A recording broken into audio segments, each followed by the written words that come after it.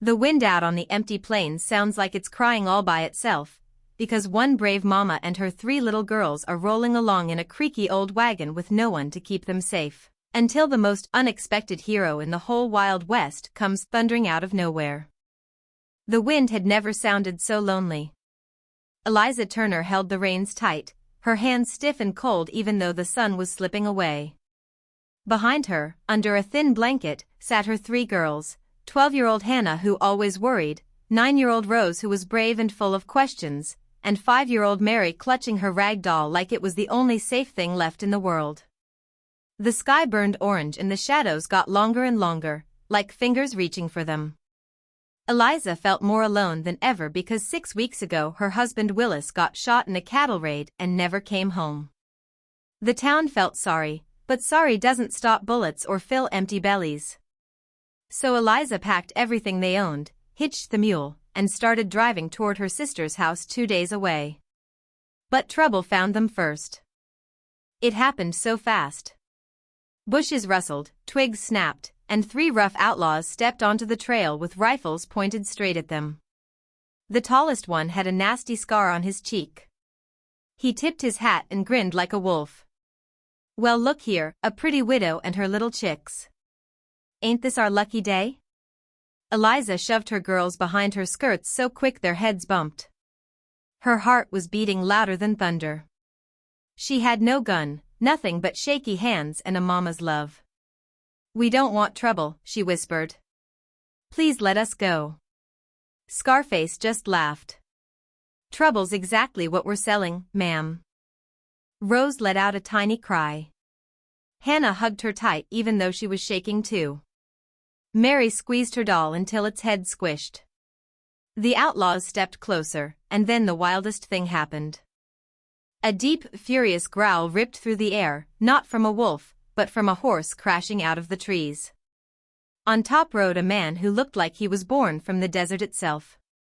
Long black hair flying, chest bare except for a band of bullets across it, a shining tomahawk in one hand and a knife on his leg. His dark eyes were calm like a hawk's. An Apache warrior. The outlaws stumbled back, cursing. They never saw him coming.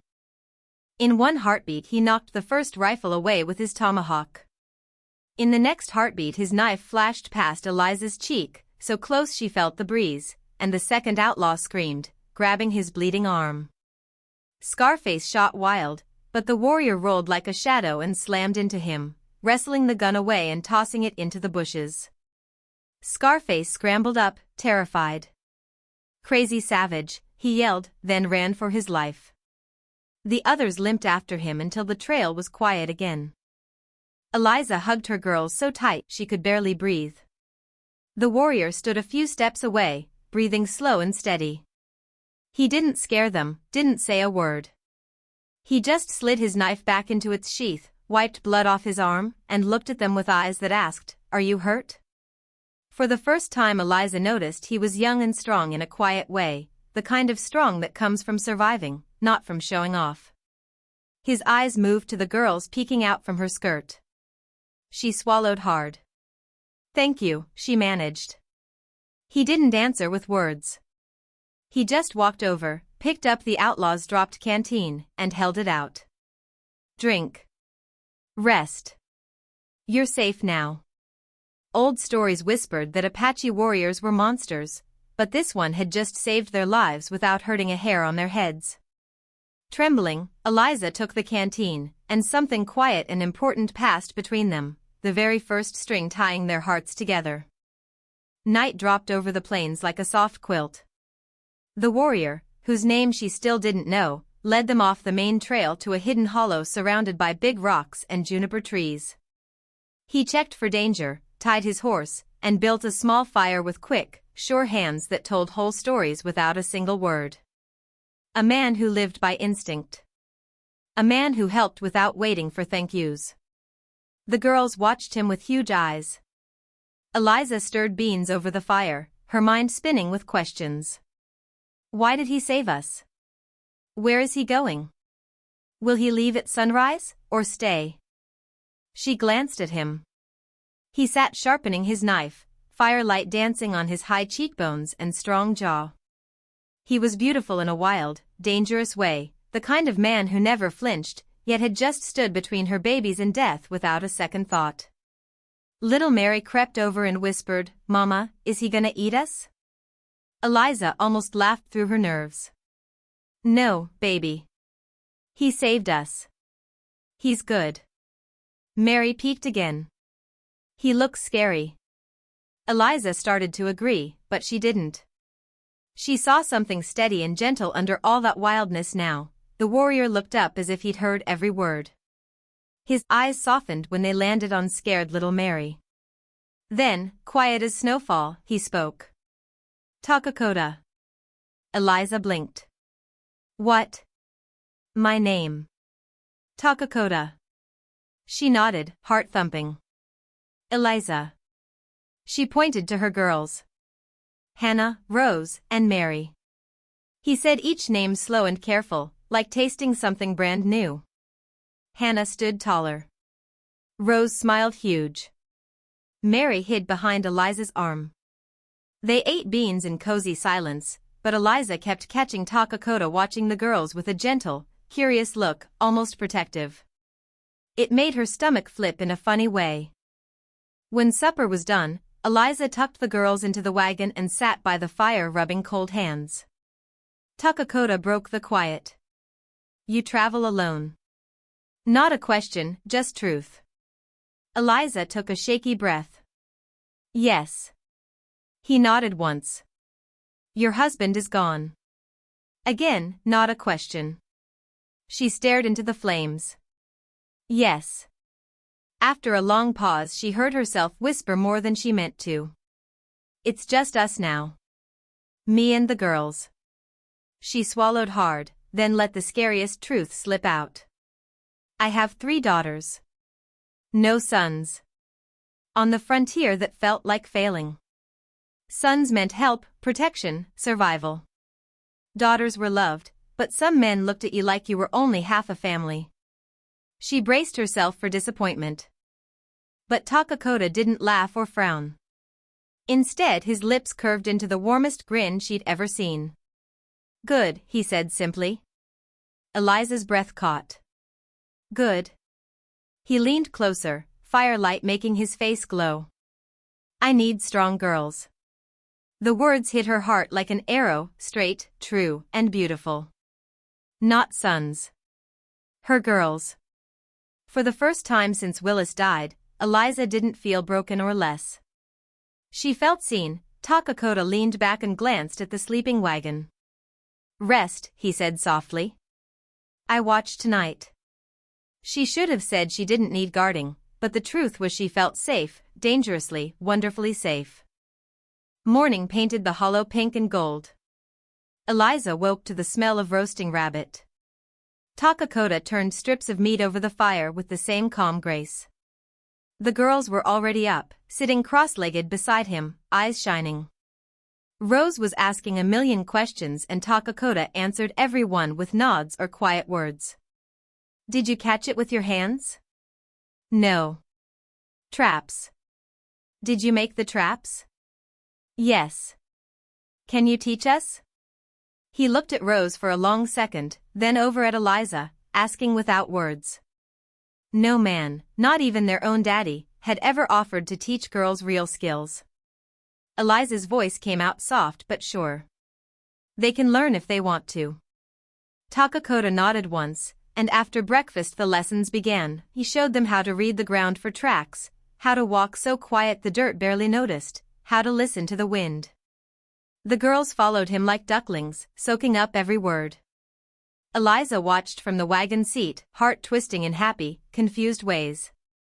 Takakota didn't act like he was putting up with them. He truly believed they could do anything. While late morning they were rolling again, Takakota riding ahead on his painted horse, eyes always scanning. Hannah tugged Eliza's sleeve. "Mama, is he staying with us the whole way?" "I don't know, baby." Hannah's cheeks went pink. "I want him to. I feel safer." Mary nodded hard.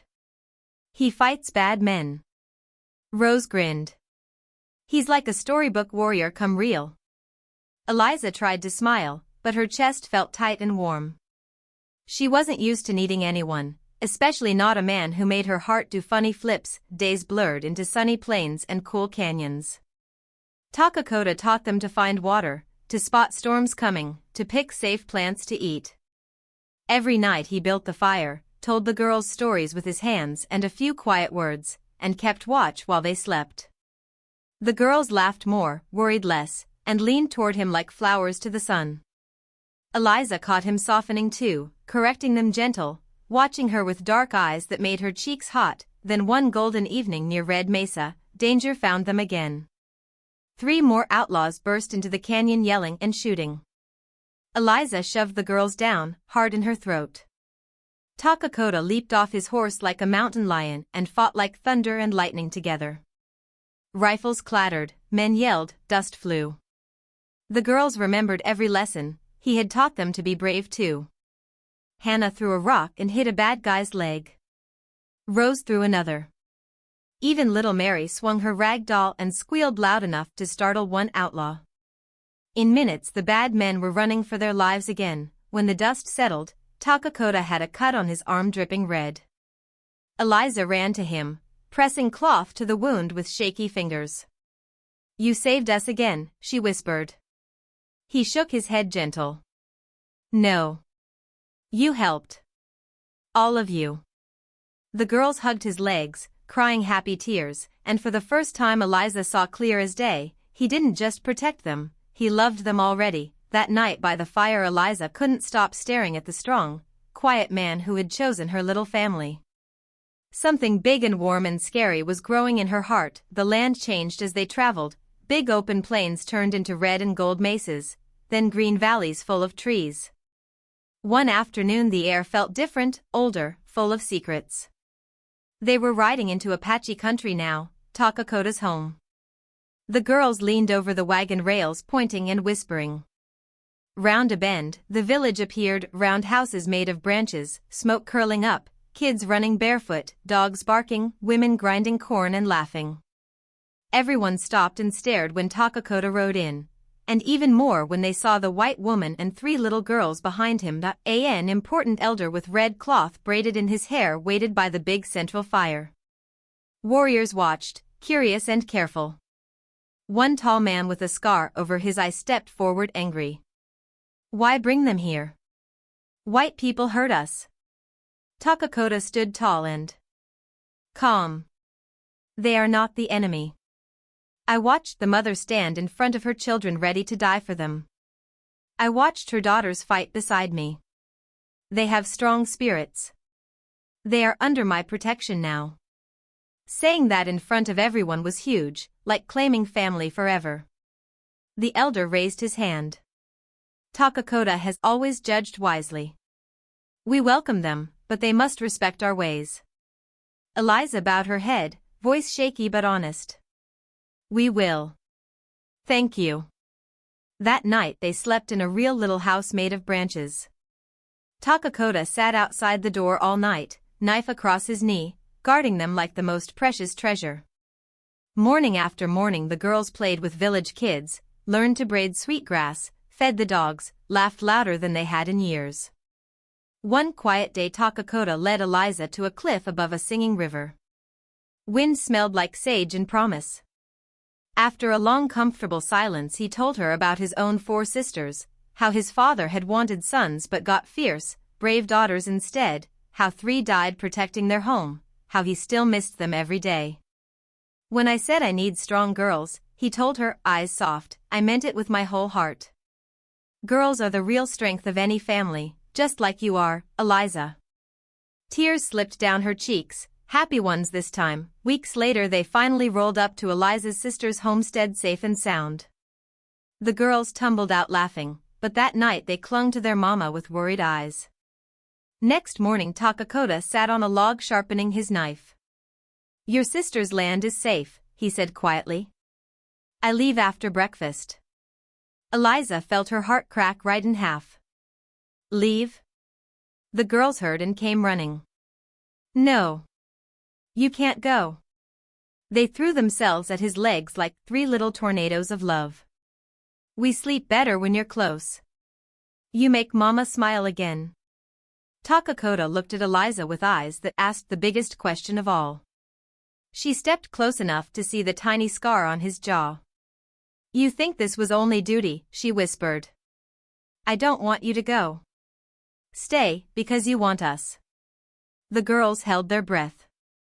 Slowly, Takakota knelt and looked each girl in the eyes, then stood and took Eliza's hand gentle as sunrise. If I stay, it is because I choose you, all 4 of you, as my family. Cheers exploded louder than fireworks. That evening when the sun painted everything gold, Eliza and Takakota walked past the cottonwoods holding hands for the very first time. We'll build a home, he promised. Together. With our own hands. Behind them 3 little girls danced and shouted, "Dinner's ready," and the brand new family walked inside laughing, fingers laced tight, hearts full, ready to write the happiest ending the Wild West had ever seen.